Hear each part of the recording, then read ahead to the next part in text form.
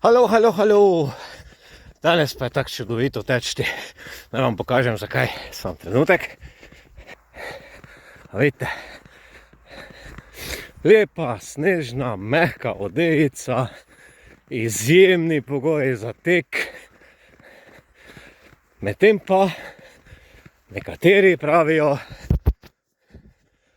veste kaj pravijo? Prehladil se boš, nevarno je, ceste so poledenele. Pa kaj potem? Zmanjšaš hitrost, prilagodiš tempo in vseeno narediš nekaj zase in za svoje zdravje. Ali je pomembno tveganje v življenju? Seveda je. Ampak veš, da tudi tvegaš, ko sediš doma na kavču. Da tvegaš, ko se usedeš v avto in se pelješ v službo. Da tvegaš, ko doma sečeš drva. Vedno obstaja tveganje, da se ti kaj zgodi, še posebej, če o tem razmišljaš in govoriš.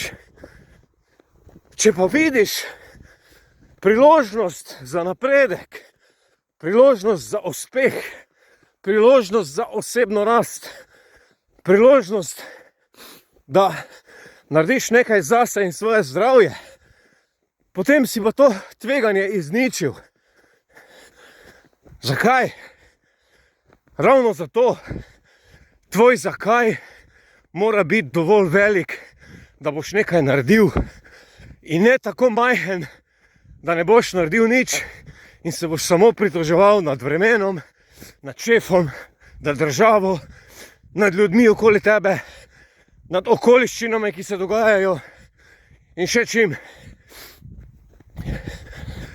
Če si želiš izvedeti dejansko, zakaj se ne premakneš iz cone udobja, kaj je to cona udobja, in še marsikaj, potem bodi jutri ob 19. uri z mano na Zoomu.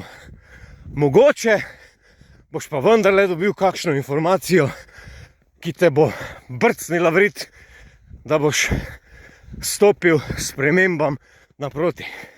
Aj, čau.